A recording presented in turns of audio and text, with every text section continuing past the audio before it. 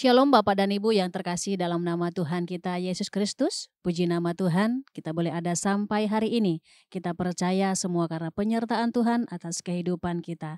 Hari ini 31 Maret 2024, di mana kita akan merayakan kebangkitan Tuhan Yesus Kristus. Mari kita siapkan hati dan pikiran kita untuk beribadah kepadanya. Mari sama-sama kita bersaat teduh jejak di hadapan Tuhan. Saat teduh dimulai.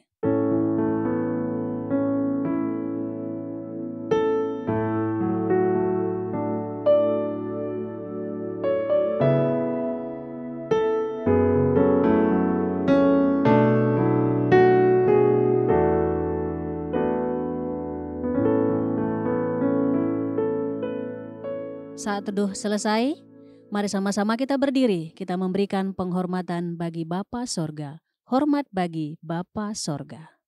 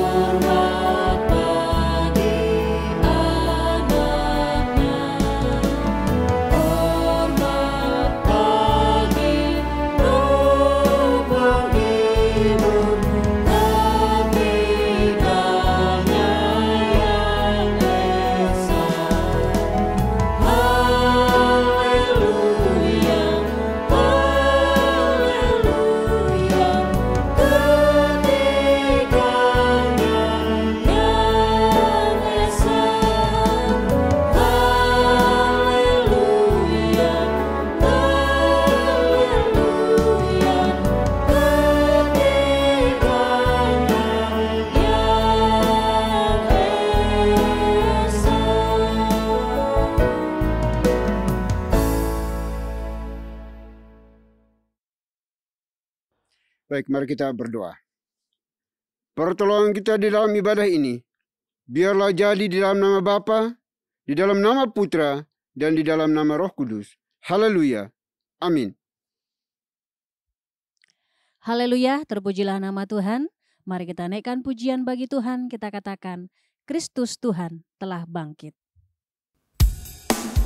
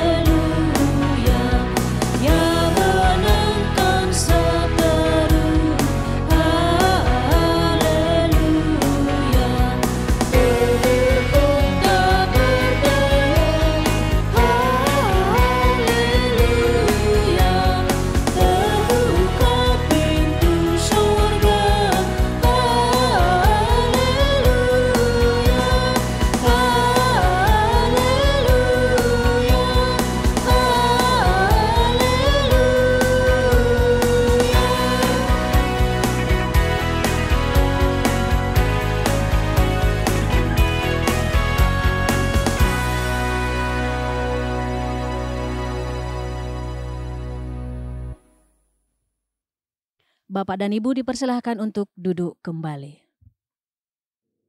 Baik Bapak Ibu Saudara dikasih Tuhan, marilah kita datang kepada Tuhan dengan rasa sesal dan juga dengan rasa malu. Dan dengan segala kerendahan hati kita, mari kita mengakui akan dosa-dosa kita di hadapan Tuhan yang Maha Tahu. Mari kita berdoa. Bapa di surga, Bapa yang kami sembah di dalam Tuhan kami Yesus Kristus. Terima kasih untuk hari ini. Tuhan perkenankan izinkan kami untuk bisa beribadah kepadamu. Kami percaya bahwa dengan kuasa kebangkitanmu, Engkau menguatkan kami, supaya kami menjadi orang-orang percaya yang teguh, tangguh di hadapan-Mu ya Tuhan. Olehnya itu pada saat ini ya Tuhan, kami juga sebelum jauh melangkah dalam memuji, menyembah, memuliakan nama hari ini, bahkan belajar firman-Mu. Kami mohon ampuni kami dari semua dosa, kejahatan, kesalahan yang kami buat, yang tidak menyenangkan hati Tuhan. Dosa yang kami buat kepada orang tua kami, anak-anak kami, suami istri, pimpinan bawahan kami, rekan-rekan sekerja sepelayanan kami. Orang-orang yang Tuhan izinkan berrelasi dengan kami dan kami telah menyakiti mereka melalui tutur kata, perbuatan, tindakan kami. Kami mohon ampuni kami, kasihani kami Bapa. Karena kami percaya kami manusia ciptaan yang terbatas. Oleh itu kami mohon pertolongan yang datang daripadamu untuk semua kebejatan yang kami lakukan yang tidak berkenan di hadapan Tuhan. Terima kasih Bapa di surga. Kami percaya bahwa Engkau Tuhan yang telah mati dan bangkit itu sanggup untuk memberikan pengampunan kepada kami, menebus dosa-dosa kami, dan juga menguduskan kami yang percaya kepadamu. Kami boleh berdosa dengan sejuta cara, tetapi hanya ada satu cara untuk memperoleh pengampunan dosa, itu pengakuan yang jujur, yang tulus, yang lahir dari hati kami masing-masing. Karena kami percaya darah Tuhan Yesus Kristus telah tercurah di atas bukit Kalvari ribuan tahun yang silam. Darahnya cukup dan mampu untuk menguduskan, menyucikan setiap dosa kesalahan yang kami akui di hadapan Tuhan. Terima kasih Bapa di surga, terima kasih. Ini doa pengakuan dosa kami yang kami panjatkan hanya dalam Kristus Yesus, Tuhan dan Juru Selamat kami satu-satunya. Kami berdoa dan mohon ampun. Haleluya. Amin. Baik Bapak Ibu Saudara dikasihi oleh Tuhan, kita akan masuk dalam berita pengampunan dosa. Sebagaimana firman Tuhan mengatakan, kasihanilah aku ya Tuhan, menurut kasih setiamu, hapuskanlah pelanggaranku menurut rahmat-Mu yang besar. Selaku pelayan Tuhan Yesus Kristus, saya memberitahukan bahwa Tuhan telah mengampuni setiap kita yang mengaku dosa-dosanya di hadapan Tuhan dalam nama Bapa, Putra, dan Roh Kudus. Amin. Bapak dan Ibu saya undang untuk berdiri. Bersama dengan gereja-gereja segala abad dan sepanjang zaman, mari menyatakan komitmen iman dengan hati, lidah dan bibir kita dengan mengikrarkan pengakuan iman rasuli. Aku percaya kepada Tuhan, Bapa yang Maha Kuasa, Khalik langit dan bumi, dan kepada Yesus Kristus anaknya yang tunggal Tuhan kita, yang dikandung dari Roh Kudus, lahir dari anak darah Maria, yang menderita sengsara di bawah pemerintahan Pontius Pilatus, salibkan, mati dan dikuburkan, turun ke dalam kedarajan maut. Pada hari yang ketiga, bangkit pula dari antara orang mati, naik ke sorga, duduk di sebelah kanan Tuhan, Bapa yang Maha Kuasa. Dan dari sana ia akan datang untuk menghakimi orang yang hidup dan yang mati. Aku percaya kepada Roh Kudus, gereja yang kudus dan am, persekutuan orang kudus, pengampunan dosa, kebangkitan tubuh, dan hidup yang kekal. Amin. Bapak dan Ibu dipersilahkan duduk kembali.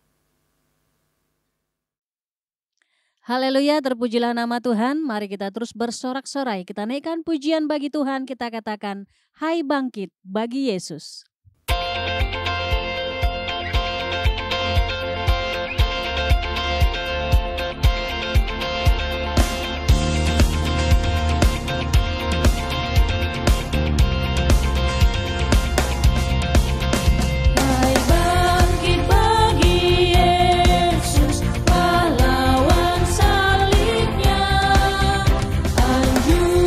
Panji raja dan jangan menyerah.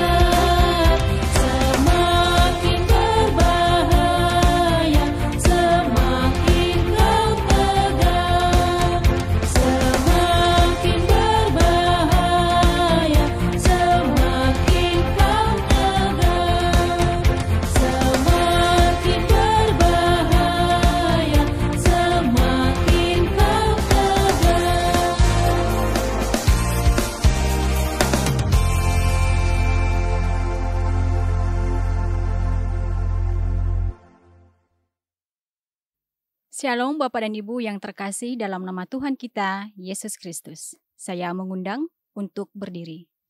Saya akan membawakan Mazmur Tuhan yang diambil dari nomor 90 ayat 13 sampai dengan 17. Kembalilah ya Tuhan, berapa lama lagi? Dan sayangilah abdi-abdimu. Kenyangkanlah kami di waktu pagi dengan kasih setiamu, supaya kami bersorak-sorai dan bersukacita semasa hari-hari kami. Buatlah kami bersukacita seimbang dengan hari-hari Engkau menindas kami, seimbang dengan tahun-tahun kami mengalami celaka. Biarlah kelihatan kepada abdi-abdimu perbuatanmu, dan semarakmu kepada anak-anak mereka. Kiranya kemurahan Tuhan sesembahan kami, atas kami, dan teguhkanlah perbuatan tangan kami. Ya, perbuatan tangan kami, teguhkanlah itu. Demikianlah Mazmur Tuhan, haleluya, amin. Bapak dan Ibu dipersilakan untuk duduk kembali. Haleluya, mari kita siapkan hati dan pikiran kita untuk menerima kebenaran firman Tuhan yang akan disampaikan oleh abdinya. Mari sama-sama kita naikkan pujian bagi Tuhan, kita katakan, di jalanku ku diiring.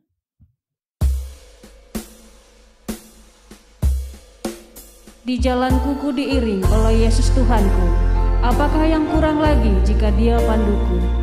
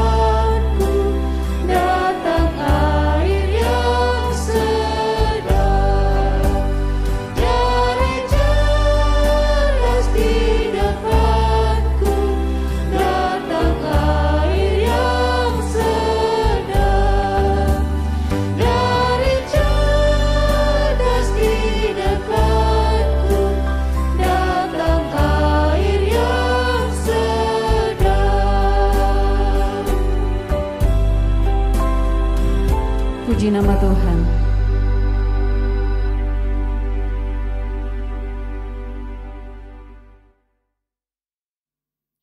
Shalom Bapak dan Ibu yang terkasih dalam nama Tuhan kita Yesus Kristus. Saya mengundang untuk berdiri. Saya akan membacakan firman Tuhan yang diambil dari Lukas pasal 23 ayat 56b sampai dengan pasal 24 ayat 1 sampai dengan 12. Dan pada hari Sabat mereka beristirahat menurut hukum Taurat. Tetapi pagi-pagi benar pada hari pertama minggu itu, mereka pergi ke kubur membawa rempah-rempah yang telah disediakan mereka. Mereka mendapati batu sudah terguling dari kubur itu, dan setelah masuk mereka tidak menemukan mayat Tuhan Yesus.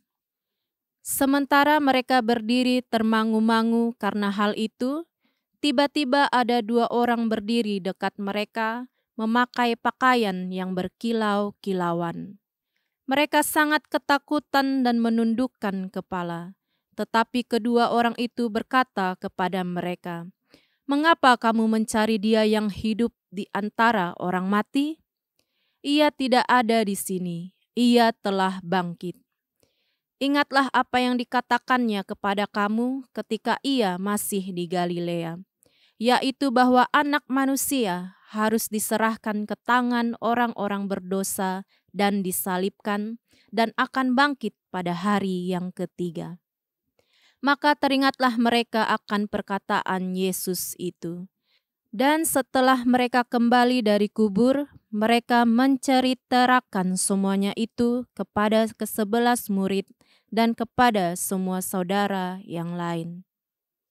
Perempuan-perempuan itu ialah Maria dari Magdala dan Yohana dan Maria ibu Yakobus, dan perempuan-perempuan lain juga yang bersama-sama dengan mereka memberitahukannya kepada rasul-rasul.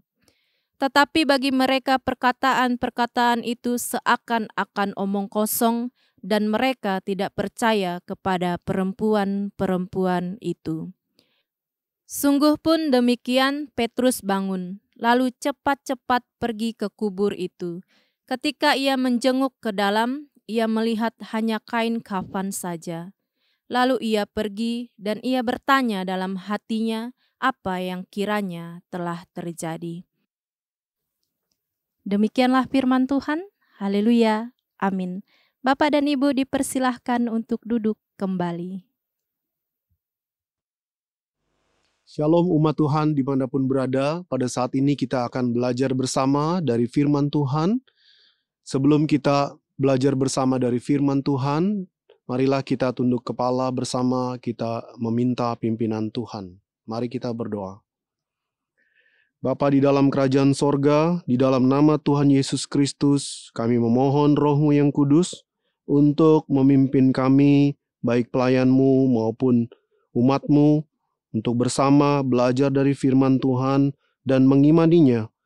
Biarlah Engkau yang menolong kami semua di dalam mengerti dan juga melakukan firman-Mu. Di dalam nama Tuhan Yesus Kristus kami berdoa. Haleluya. Amin. Bapak Ibu kekasih Tuhan, pada saat ini kita akan belajar dengan tema, benarkah Yesus pernah bangkit dari kematian?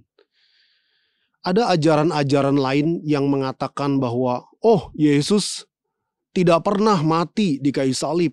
Yesus itu dilarikan dan langsung diangkat ke sorga. Oleh karena itu ajaran ini mengatakan Yesus tidak pernah juga mengalami kebangkitan dari antara orang mati. Ada juga ajaran lain yang mengatakan Yesus itu disalib, kemudian tidak mati di kayu salib, hanya pingsan, kemudian dikuburkan. Dan di dalam kubur yang dingin, Yesus Kristus sadar kembali, lalu kemudian berusaha untuk keluar dari gua kubur dengan batu yang berat itu, dan Yesus berhasil melarikan diri ke daerah Prancis Selatan, kemudian membentuk keluarga dan memiliki anak-anak. Ajaran yang lain juga pernah mengatakan bahwa Yesus itu bangkitnya itu ya bangkit, tapi bangkitnya bukan secara fisik, hanya secara rohnya saja. Jadi keluar asap dari dalam kuburan Yesus. Nah itulah Yesus bangkit secara rohnya saja. Mereka mengatakan demikian. Ada juga yang mengadopsi beberapa presuposisi duniawi, yaitu ajaran ini mengatakan, oh ya Yesus bangkit. Tapi bangkitnya itu hanya secara semangat. Semangat di dalam hati dan semangat murid-murid saja. Mereka percaya dengan semangat bahwa Yesus telah bangkit. Oleh karena itu terjadilah gereja Tuhan dengan menyebar. Nah kita akan selidiki pandangan-pandangan ini apakah benar atau tidak. Menurut firman Tuhan yang tadi telah kita baca dari Lukas 23 ayat 56b sampai dengan Lukas 24 ayat yang ke-12. Firman Tuhan mengatakan bahwa Yesus Kristus pernah bangkit secara fisik dari kematian. Nah, semua cerita biografi umat manusia, bahkan biografi para pemimpin agama besar sekalipun, mereka semua berakhir dengan namanya kematian. Tetapi biografi hidup Yesus berbeda sekali dengan biografi umat manusia pada umumnya.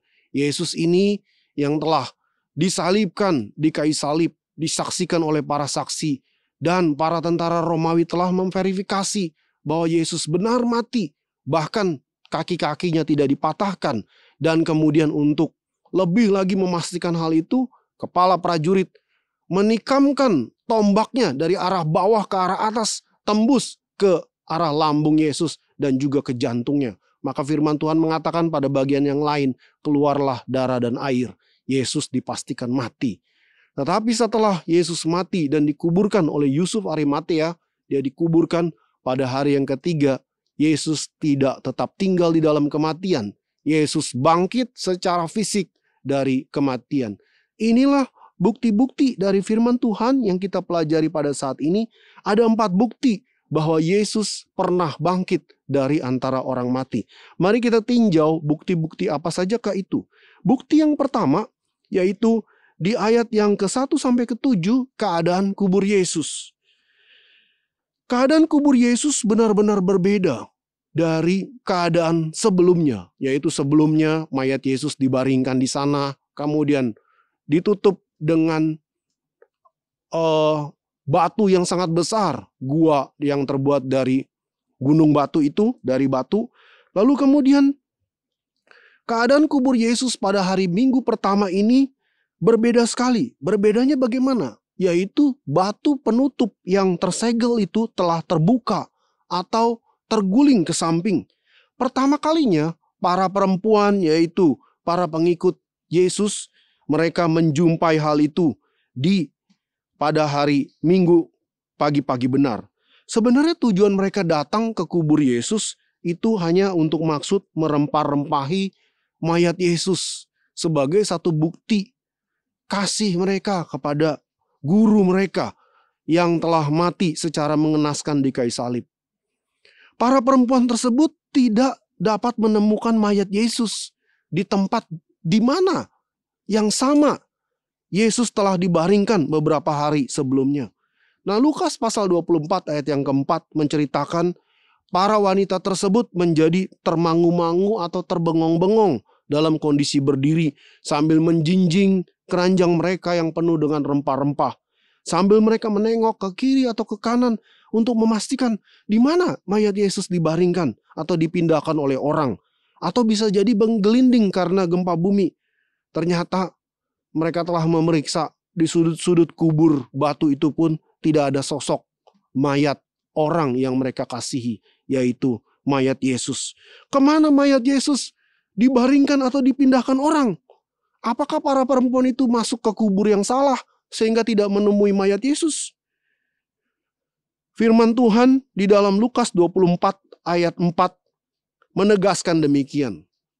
Sementara mereka berdiri termangu-mangu atau terbingung-bingung karena hal itu, tiba-tiba ada 2 orang berdiri dekat mereka, memakai pakaian yang berkilau-kilauan.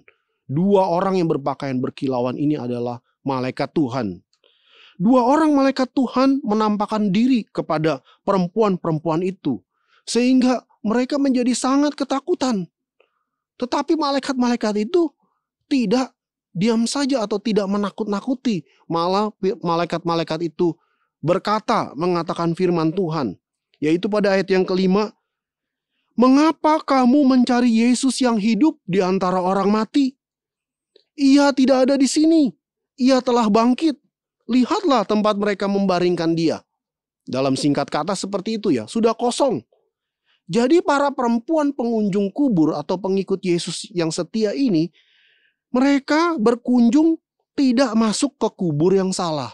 Mereka masuk ke kubur Yesus yang benar. Dan memang pada hari sebelumnya mereka telah memastikan di mana kubur Yesus, karena mereka menemani Bapak Yusuf Arimatea, pemilik kubur itu, untuk mengafani tubuh Yesus, dan mereka melihat dengan persis lokasi di mana Yesus dibaringkan. Dua malaikat Tuhan memberi kesaksian bahwa Yesus telah bangkit. Apa yang dikatakan oleh para malaikat itu didengar oleh beberapa wanita ini dan juga dilihat oleh beberapa wanita ini. Jadi para wanita ini bukan mengalami halusinasi, sebab halusinasi itu hanya terjadi perorangan, di mana setiap orang berhalusinasi menurut pikiran sebebas-bebasnya. Tetapi beberapa orang ini, Maria Magdalena dan Maria yang lain, juga beberapa perempuan yang lain, mereka melihat objek yang sama, yaitu dua malaikat Tuhan. Dan mereka mendengar juga perkataan-perkataan yang sama. Berarti mereka tidak berhalusinasi. Mereka menjumpai fakta yang benar tentang kebangkitan Yesus. Para malaikat Tuhan memberitakan bahwa Yesus yang telah mati dikuburkan itu telah bangkit secara fisik dari kematian. Nah, saudaraku, ada ajaran yang mengatakan, seperti tadi saya katakan di dalam pendahuluan, oh, itu kebangkitannya Yesus hanya secara semangat. Jadi semangatnya para murid saja yang bangkit, bahwa Yesus guru mereka itu telah hidup kembali. Lalu kemudian dengan semangat para murid itu memberitakan Injil, kemudian mereka menyebarkan berita ini sehingga menjadi gereja berkembang pada masa permulaan itu. Nah, nanti kita akan lihat apakah benar demikian. Lalu ada juga yang mengatakan bahwa, oh, itu Yesus itu bangkitnya hanya secara roh saja. Jadi keluar asap dari kuburannya, seperti itu. Ada ajaran yang mengatakan demikian. Nah, hal-hal ajaran seperti ini adalah ajaran yang keliru. Sebab kenapa? Sebab Yesus Kristus telah bangkit secara fisik dari kematian atau dari antara orang mati. Jika Yesus bangkit secara roh saja atau secara semangat saja di dalam hati para murid, maka tulang tengkorak Yesus Kristus pasti ada di dalam kuburan Yusuf Arimatea di Palestina. Dan dengan demikian para musuh kekristenan pada saat itu, yaitu orang-orang Yahudi dan ahli Taurat yang tidak percaya Yesus, mereka dengan mudah untuk mengklaim, mengumumkan, oh, ini para murid, kalian telah berbohong. Yesus, rabi kalian tidak bangkit. Ini buktinya tulang tengkoraknya.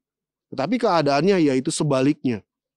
Kubur di mana Yesus pernah dibaringkan telah kosong. Kenapa? Karena Yesus telah bangkit dari kematian. Dan malaikat-malaikat Tuhan bersaksi tentang hal itu. Mengingatkan kembali para perempuan, para pengikut Yesus tentang firman yang pernah diucapkan oleh Yesus. Bahwa dia akan mati. Pada hari ketiga kemudian dia akan bangkit dari kematian. Nah, bukan semangat para murid bangkit dulu, sementara mayat atau tengkorak Yesus masih ada di kuburannya. Bukan demikian. Tetapi yang benar adalah Yesus telah bangkit secara fisik dari kematian. Nah, saudaraku, bahwa perkataan-perkataan malaikat itu menyampaikan firman Tuhan yang seharusnya dipercayai oleh manusia. Bahwa Yesus telah bangkit dari kematian. Bahwa Yesus telah menggenapi nubuatan-nubuatan firman Tuhan sebelumnya. Dia sebagai Mesias yang telah dijanjikan untuk membebaskan umat manusia dari dosa. Para perempuan itu semuanya bertunduk muka sampai ke tanah karena ketakutan mereka menyembah para malaikat Tuhan. Sebaliknya malaikat-malaikat tidak menakut-nakuti para pengikut Tuhan ini. Mereka mengingatkan kembali tentang apa saja yang Tuhan Yesus telah katakan sebelum kebangkitannya. Yaitu bahwa Yesus harus diserahkan ke tangan orang-orang berdosa, lalu disiksa dan disalibkan, dan dikuburkan, dan bangkit pada hari yang ketiga. Maka teringatlah para perempuan itu tentang apa yang dulu pernah dikatakan Yesus. Nah, saudaraku, Tuhanlah yang telah membuat peristiwa kebangkitan ini terjadi secara fisik atas Yesus Kristus. Tuhan pula lah yang harus menafsirkan apa arti dari peristiwa kebangkitan ini berdasarkan firman-Nya. Maka kata malaikat Tuhan kepada para pengikut Tuhan demikian, Mengapa kamu mencari Yesus yang hidup di antara orang mati? Yesus tidak ada di kubur ini. Ia telah bangkit. Ingatlah apa yang telah dikatakannya, bahwa Yesus harus diserahkan ke tangan orang-orang berdosa dan disalibkan dan akan bangkit pada hari yang ketiga. Keadaan kubur Yesus telah berbeda dengan keadaan sebelumnya, yaitu tadinya terisi, kemudian sekarang telah berbeda, yaitu telah kosong. Mengapa? Karena mayat yang ada di dalamnya, yaitu mayat Tuhan Yesus Kristus, telah bangkit dari kematian secara fisik. Itulah bukti yang pertama, saudaraku. Bagaimana dengan bukti yang kedua, bahwa Yesus telah bangkit secara fisik dari kematian? Bukti yang kedua yaitu adanya wanita-wanita pemberita. Kesaksian para wanita tidak dihargai atau didengar pada waktu budaya saat itu. Yang berhak berbicara adalah hanya laki-laki, perempuan tidak. Mengapa Lukas malah mencatat kesaksian orang yang atau kaum yang pada waktu itu tidak dapat dipercaya oleh masyarakat? Mengapa Lukas tidak mengganti tokoh cerita yang lain? Misalnya Rasul Petrus misalnya yang menjadi soko guru, agar Injil ini atau berita kebangkitan ini dengan mudah dapat diterima dan dipercaya oleh orang-orang lain. Mengapa? Karena ada hal yang sungguh-sungguh telah terjadi, yang intensitasnya begitu besar dan begitu penting, sehingga tidak peduli siapa yang memberitakan. Walaupun itu para perempuan yang waktu itu secara budaya dinomor duakan. Berita itu yang sangat penting, yaitu Yesus telah bangkit secara fisik. Dengan demikian, Tuhan pun benar-benar meluruskan budaya yang salah pada waktu itu, yaitu pria dan wanita seharusnya sama sejajar di hadapan Tuhan sebagai manusia-manusia ciptaan Tuhan. Nah, saudaraku, di dalam Kisah Para Rasul 1 ayat yang ke-14, saya membacakan dan saya melihat bahwa para perempuan ini, mereka imannya nampak kembali. Yaitu apa? Ketika mereka bersekutu, berdoa di dalam nama Yesus setelah Yesus bangkit dari antara orang mati. Kisah Para Rasul 1 ayat yang ke-14. Nah, di antara mereka, para perempuan itu adalah Maria Magdalena yang pernah disembuhkan Yesus dari 7 roh jahat. Maria ibu Yesus sendiri beserta para perempuan lain, bahkan saudara-saudara kandung Yesus turut berdoa dan menyembah Yesus, Sang Juru Selamat. Ada apa dengan Yesus? Sehingga ibunya sendiri beserta saudara-saudara kandungnya dan para pengikut lainnya berdoa dan menyembah Yesus. Ada apa dengan Yesus? Karena Yesus adalah nubuat yang digenapi. Firman atau kalam yang telah menjadi manusia. Dia disalibkan, dia mati, dia bangkit dari antara orang mati untuk menebus manusia dari dosa mereka. Seorang penafsir meneliti kitab Lukas dan dia melihat bahwa di dalam kitab Lukas ini ada pergantian frase di mana Lukas sebelumnya menyebut nama Yesus hanya dengan nama Yesus, lalu kemudian pada pasal yang ke-24 di sini dia menuliskan dengan frasa tambahan yaitu Tuhan. Dikatakan di sana, mereka tidak menemukan mayat Tuhan Yesus. Nah, ini satu makna teologis yang sangat penting, yaitu yang berarti Yesus telah bangkit dan karena dia adalah Tuhan. Itulah bukti yang kedua, yaitu adanya laporan dari para wanita pemberita tentang kebangkitan Yesus secara fisik ini. Bagaimanakah dengan bukti yang ketiga bahwa Yesus telah bangkit secara fisik dari kematian? Bukti yang ketiga yaitu sikap responsif Petrus. Pada Lukas pasal 24 ayat 12a, demikian mencatat, saya bacakan, sungguh pun demikian Petrus bangun, lalu cepat-cepat pergi ke kubur.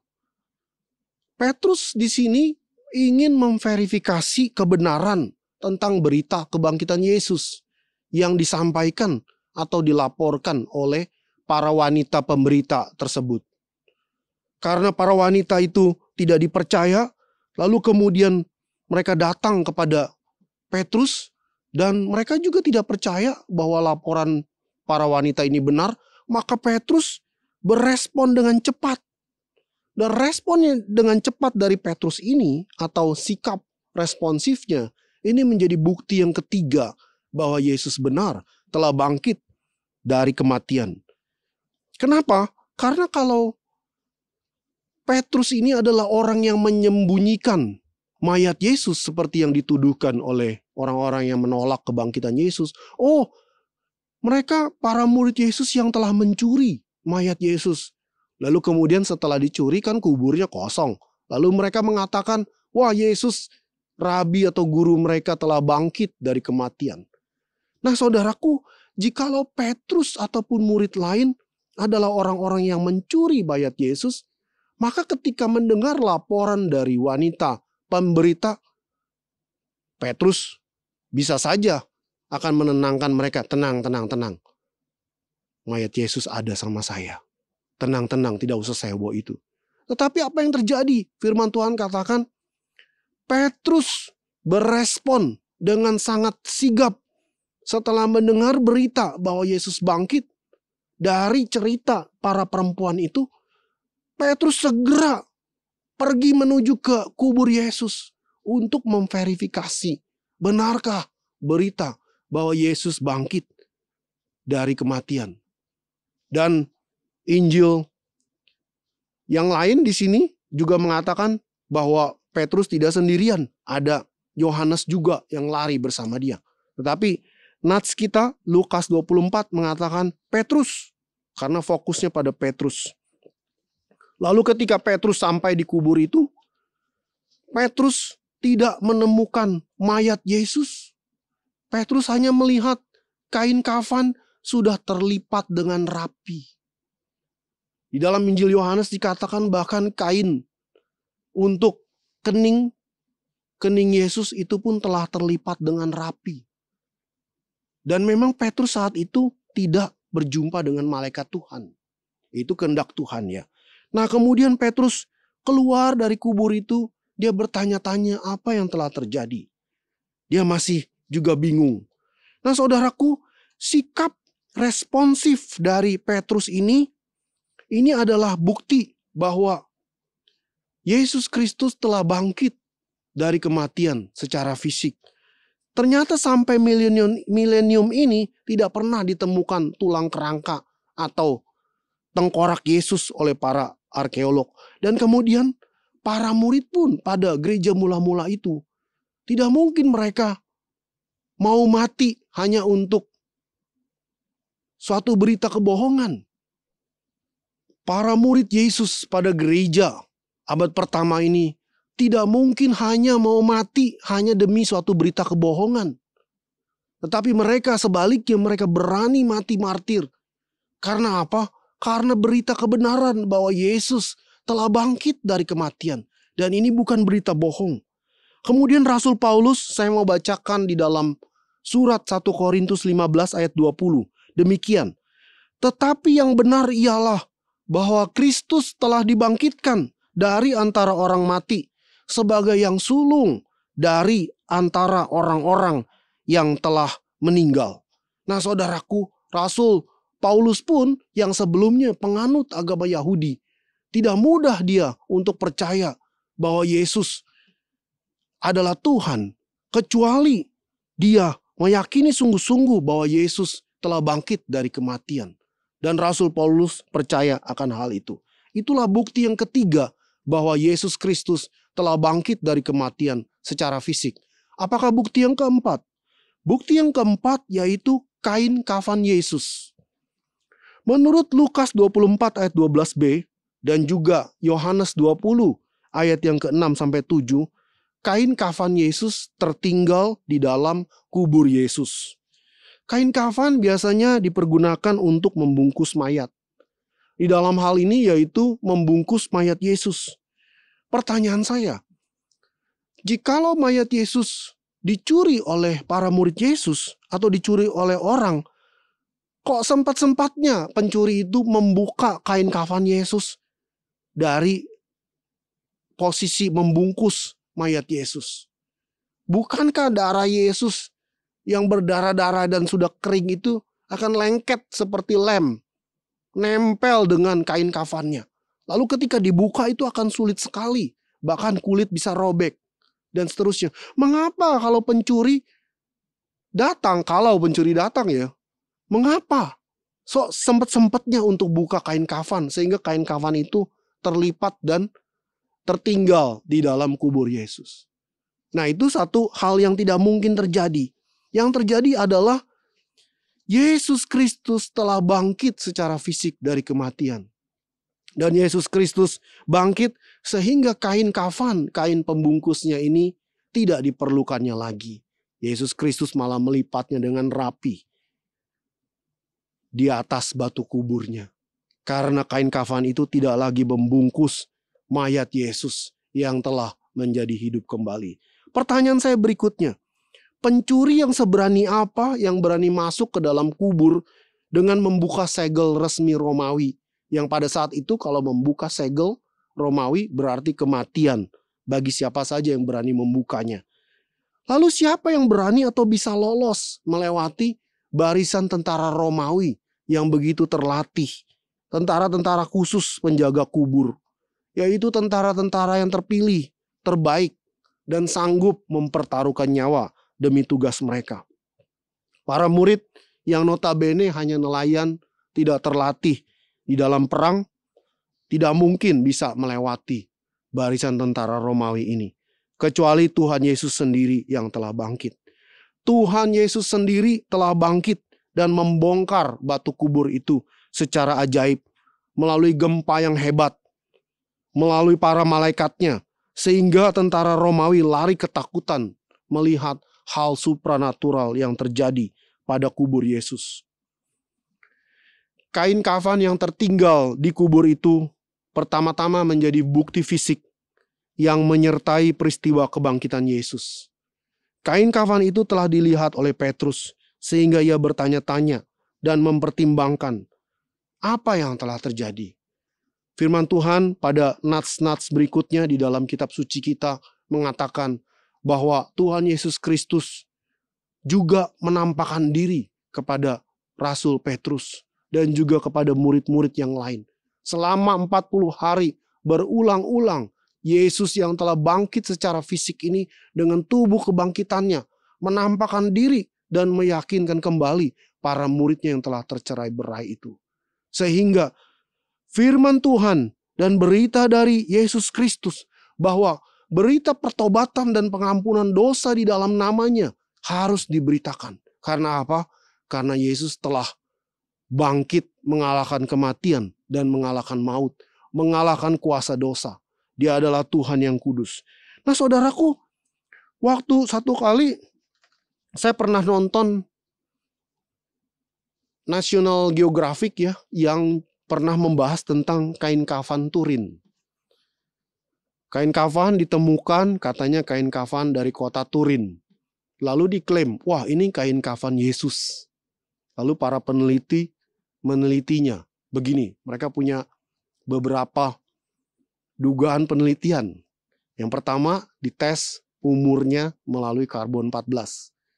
Lalu kemudian ahli biologi mengetes begini.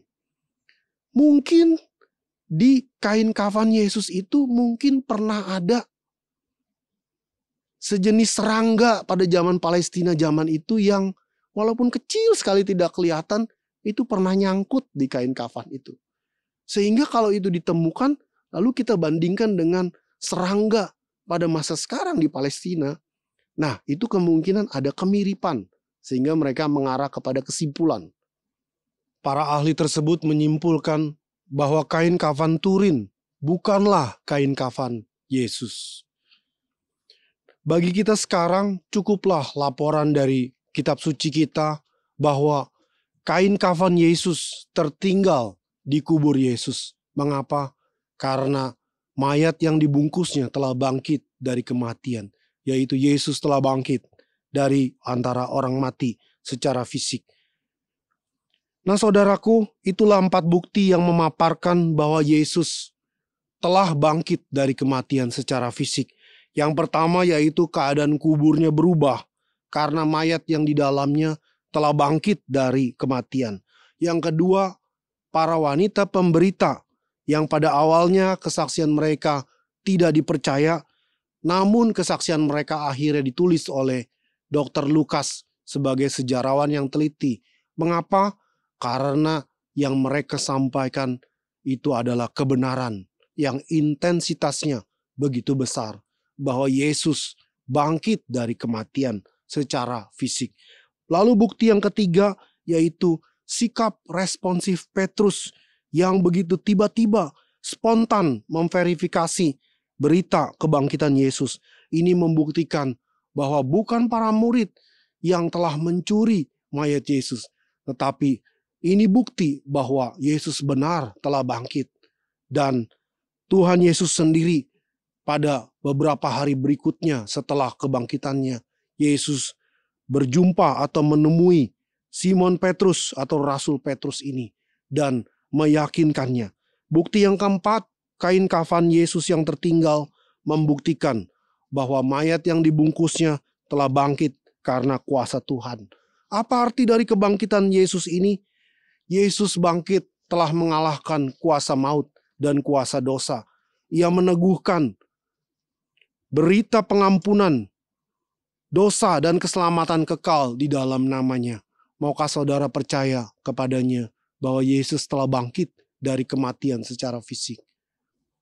Kebangkitan Yesus membuktikan bahwa Yesus telah mengalahkan kuasa dosa dan kuasa maut, dan Dia menjamin pengampunan dosa di dalam namanya dan keselamatan kekal sorgawi bagi orang-orang yang percaya kepada Yesus, bahwa Dia telah bangkit dari kematian. Dia menjadi Tuhan dan Juru Selamat kita.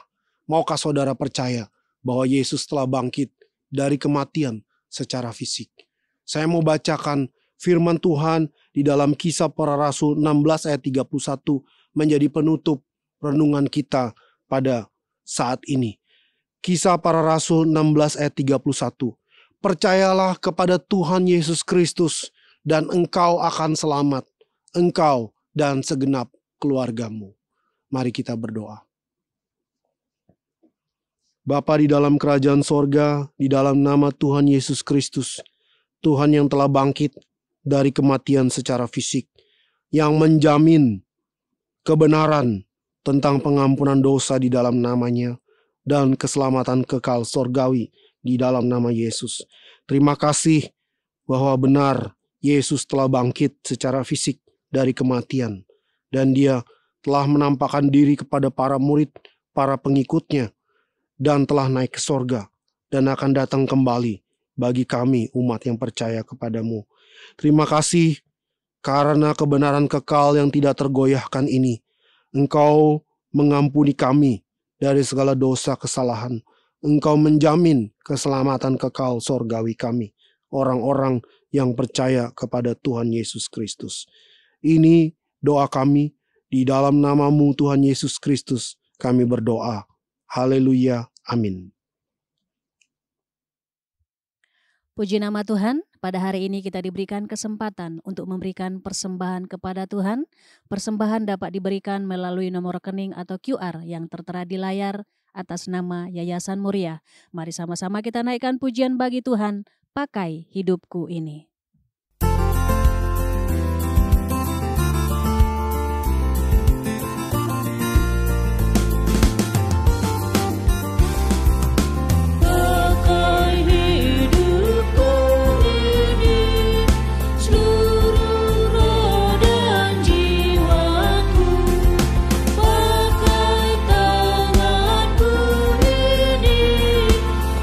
Hatiku digerakkan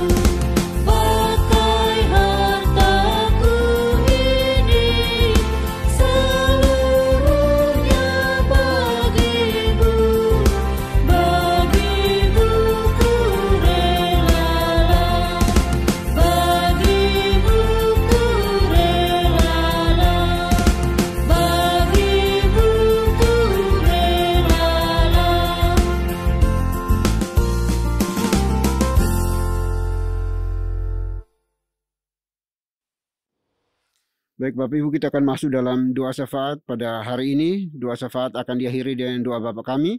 Bapak Ibu dipersilahkan bangkit berdiri untuk kita ucapkan secara bersama-sama. Mari kita berdoa. Bapa di surga, Bapa yang kami sembah, kami kenal di dalam Kristus Yesus Tuhan kami.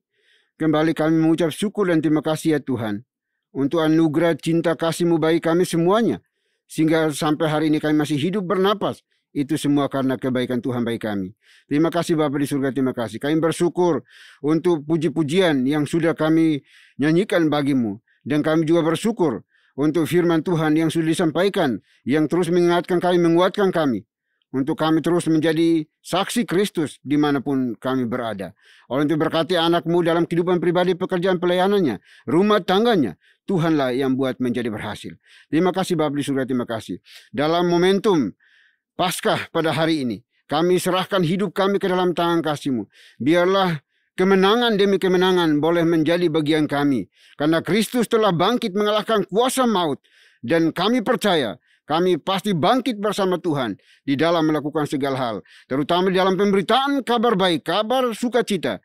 Biarlah kami semua, anggota gereja ini dipakai oleh Tuhan menjadi alat Tuhan yang efektif. Untuk menjadi saksi-saksi Kristus dimanapun kami berada. Terima kasih Bapa di surga. Biarlah kuasa kebangkitan Tuhan ini boleh menolong kami untuk kami hidup dengan penuh sukacita, penuh kemenangan bersama Dikau ya Bapa. Terima kasih Bapa di surga. Kami juga berdoa pada hari ini ya Tuhan, menyerahkan seluruh anggota gereja ke dalam tangan kasih-Mu. Tuhan berkati mereka masing-masing pribadi. Bangkitkan semangat hidup mereka, harapan hidup mereka, untuk terus bersandar bergantung hanya kepada Tuhan. Karena kami percaya Tuhan tidak pernah meninggalkan mereka dalam pergumulan mereka, baik makan, minum, pakai, tempat tinggal mereka. Tuhan sendiri akan menyediakan bagi mereka.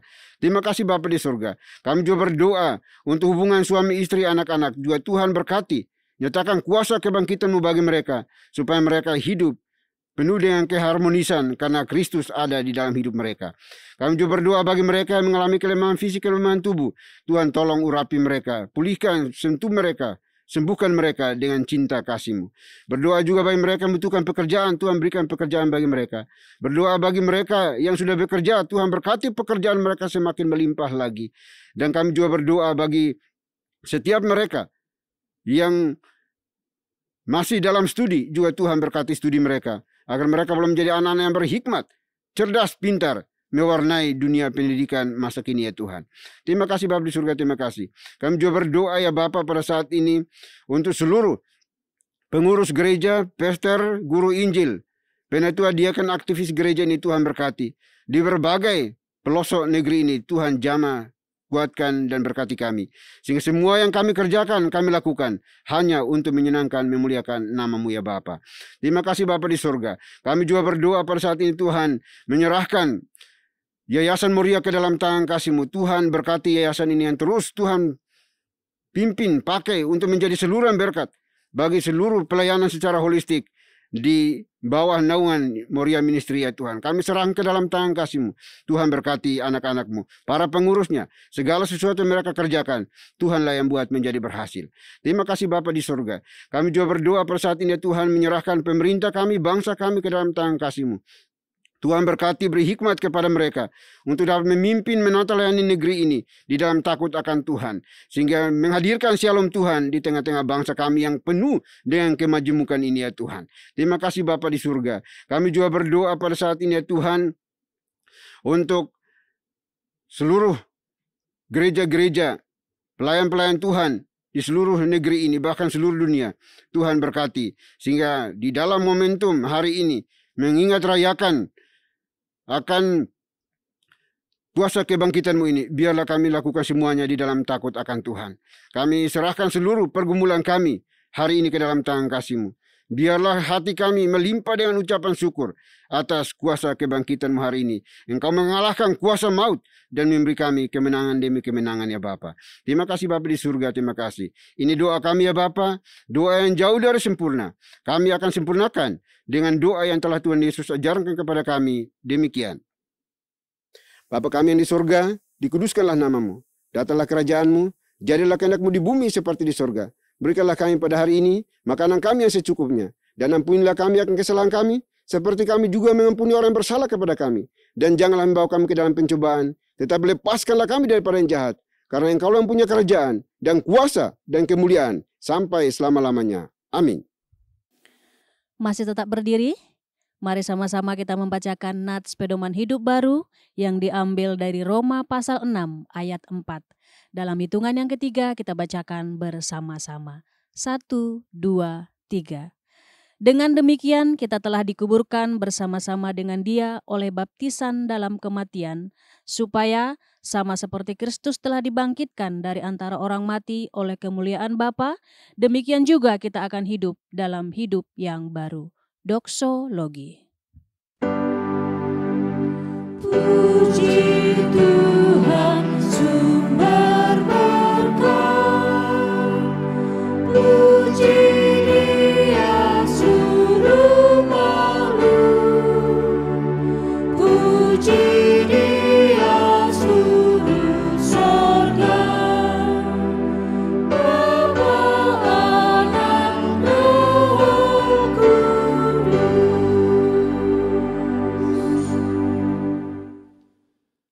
Baik Bapak Ibu Saudara dikasihi oleh Tuhan, kita akan kembali melanjutkan tugas pekerjaan pelayan kita sepanjang hari ini. Namun jangan lupa pesan firman Tuhan yang sudah disampaikan bagi kita, supaya kita terus menjadi saksi Kristus sampai ke ujung-ujung dunia, dengan percaya bahwa Tuhan telah bangkit dan memberikan kemenangan bagi Bapak Ibu dan saya. Persiapkan hati kita dan terimalah berkat Tuhan. Kiranya anugerah damai sejahtera yang datangnya dari Bapa di surga, dari Tuhan kita Yesus Kristus, serta penyertaan pimpinan kuasa Roh Kudus, memimpin, menuntun, menyertai kita senantiasa, mulai hari ini sampai selama-lamanya. Haleluya. Amin.